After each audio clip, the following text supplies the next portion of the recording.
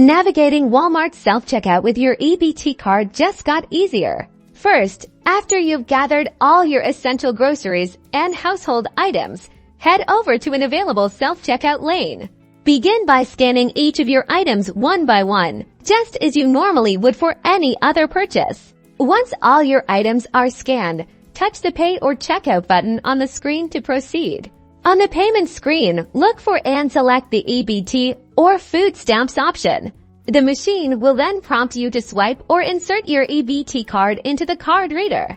Next, you'll be asked to enter your 4-digit EBT PIN using the keypad on the screen or the physical keypad. If you have both SNAP food benefits and cash benefits on your EBT card, the screen might ask you to specify which benefit you'd like to use for this transaction.